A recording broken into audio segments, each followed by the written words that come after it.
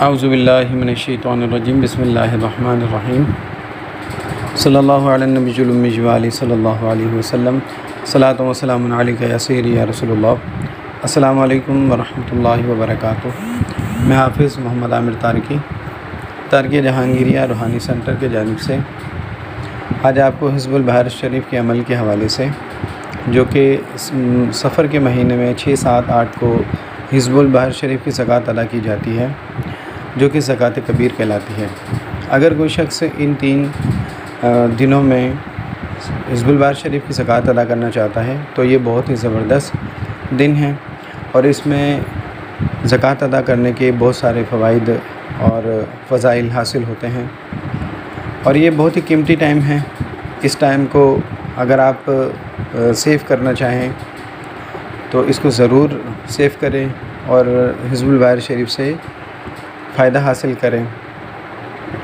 इस दुआ की बरकत बेशुमार फ़वाइद हैं। इस दुआ के सबसे पहली फ़जीलत यह है कि जो शख्स इस दुआ को पढ़ता है तो नागानी आफ़ात से, मुसीबतों बलियात से महफूज रहता है। अचानक मौत से, जल कर मरने से, डूब कर मरने से वो महफूज रहता है। जो शख्स हिज़्बुल बहर शरीफ पढ़ता है उसका घर भी मुसीबतों से, परेशानियों से, आफ़ात से महफूज रहता है। इसको पढ़कर दुआ की जाए तो अल्लाह ताला दुआ को कबूल फरमाता है। इसके पढ़ने से बीमारियां भी दूर होती हैं, परेशानियां दूर होती हैं। अगर जादू जिन्नात असरात के हवाले से भी अगर इस हिज़्ब को पढ़ा जाए, उसको विर्द में रखा जाए, पानी पे दम करके पिया जाए, तो उस सूरत में भी हिज़्बुल बहर शरीफ बहुत फ़वाइद की हामिल है। अगर पढ़कर किसी के लिए, नौकरी के लिए या किसी भी हवाले से दुआ की जाए तो अल्लाह ताला दुआ को कबूल फरमाता है। और 3 दिन अमल का तरीका यह है कि आपने हिज़्बुल बहर शरीफ की अगर आप ज़कात अदा करना चाहते हैं तो आपको मोतकिफ़ होना पड़ेगा, एतकाफ़ करना पड़ेगा। एतकाफ़ आप अपने घर में भी कर सकते हैं। एतकाफ़ आपने 5 का दिन 6 की रात, यानी 6 की जब शब लगेगी, चाँद की 5 तारीख होगी और 6 की शब, असर की नमाज़ के बाद आपने बैठ जाना है। और फिर जब आप एतकाफ़ कर लें, मगरिब के बाद आपने 2 रकात नमाज नफिल पढ़नी है और कुछ सदका करें। नफिल पढ़ने के बाद आपने अपना अमल आप शुरू कर सकते हैं। और इसमें ये भी है कि कुछ लोग कहते हैं कि हिसार इसमें करना चाहिए या नहीं। हिज़्बुल बहर शरीफ खुद एक हिसार है और अल्हम्दुलिल्लाह हमारे बुज़ुर्गों की ये बरकतें हैं कि हज़ारों लोग जो है वो हिज़्बुल बहर शरीफ की ज़कात अदा करते हैं। ठीक है, अगर इसमें आप हिसार नहीं भी करते हैं तो कोई मसला नहीं है।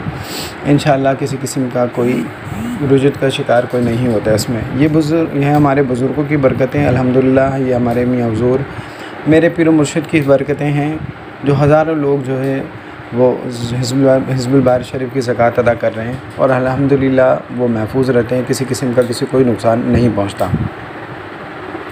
तो आप जब अमल शुरू करें तो आपने 2 रकात नमाज नफिल पढ़नी है, एहराम के साथ अमल पढ़ना है।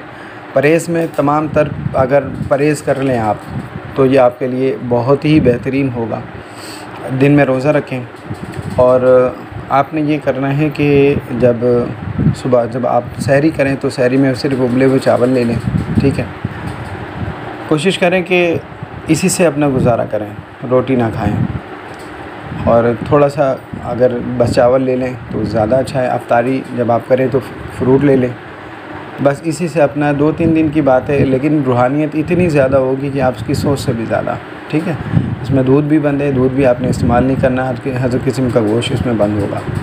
आप इत्तिकाफ़ में बैठ जाएंगे और उसके बाद आपने 3 दिन अमल कब पढ़ना है आपने, यानी मगरिब के बाद से लेकर कल असर तक आपने 120 मरतबा हिज़्बुल बहर शरीफ को पूरा करना है।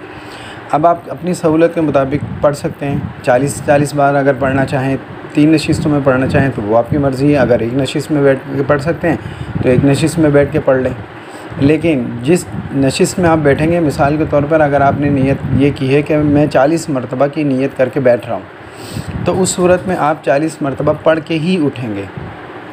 आपने बीच में नहीं छोड़ना। अगर आप बिल्कुल बीच में उठ जाते हैं तो फिर आपका अमल जो है वो ज़ाया होने का अंदेशा है, ज़ाया हो जाएगा आपका अमल। ठीक है, आपने बीच में नहीं उठना कभी भी। तो 40 मरतबा की नीयत करके बैठें, आप 40 मरतबा पढ़ के ही उठेंगे। और एहतिसाम आपने 1 मरतबा पढ़ लेना है और आप जब 120 बार पढ़ लें तो अख्तिताम आखिर में 1 बार पढ़ लें। इस तरीके से जब 3 दिन मुकम्मल हो जाएं फिर उसके बाद आप इतिकाफ़ से बाहर आ जाएं, आपका अमल मुकम्मल हो गया। फिर इसके बारे में मियाँ हुज़ूर फरमाते हैं, बुज़ुर्ग फरमाते हैं कि अगर कोई शख्स ये अमल करे तो वो एक गाय ज़िबा करें अपनी इस्तिताअत के मुताबिक। देखिए, अगर अल्लाह ताला ने आपको पैसा दिया है और आपके पास इतनी इस्तिताअत है कि आप अल्लाह की राह में एक गाय ज़िबा कर सकते हैं, तो फिर आप कंजूसी बिल्कुल नहीं कीजिएगा। अल्लाह की राह में अगर आप बिलफ़र्ज़ एक गाय ज़िबा करेंगे तो फिर अल्लाह ताला की तरफ से आपको इसमें रूहानियत, इसमें तरक्की और ऐसे फ्यूज़ व बरक़ात मिलेंगे कि आप हैरान हो जाएंगे कि जिसको भी आप पढ़कर दुआ करेंगे या दम करेंगे तो फ़ौरन, यानी कि आप कुछ लोग होते हैं ना, वो कहते हैं कि हम दम करते हैं हमारा दम असर नहीं करता, तो उसकी कुछ वजूहात ये भी होती हैं कि जो सदक़ात वगैरह जो देने होते हैं हम लोग वो सदका नहीं देते। जब सदक़े की बात होती है तो हम कहते हैं 10 रुपये 20 रुपये सदका कर दो, बस जान छुड़ाओ अपनी, भाई यही होता है सदका, इससे ज़्यादा सदका नहीं होता।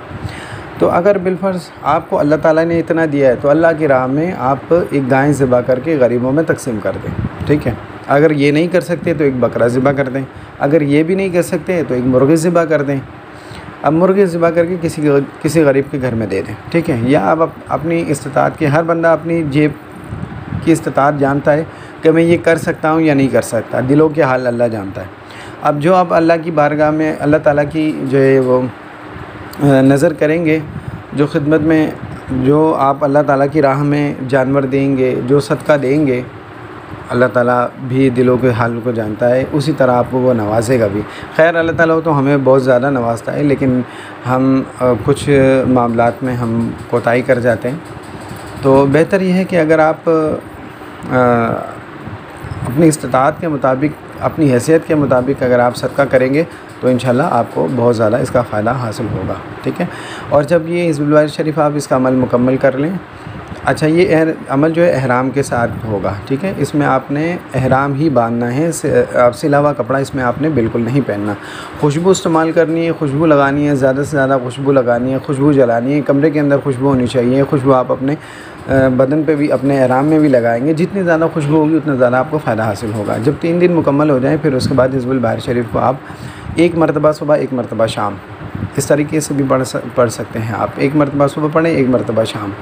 और इसके अलावा अगर कोई ज़्यादा पढ़ना चाहे तो फिर उसको 9 बार भी पढ़ सकता है। 9 बार इसको अपने विर्द में रखें तो इंशाल्लाह इसके फ़वाइद आपको हासिल होते रहेंगे। और इसकी इजाज़त के लिए जो शख्स इसका अमल करना चाहता है वो हमारे व्हाट्सएप पर हमसे रब्ता करें। अस्सलामु अलैकुम वरहमतुल्लाह।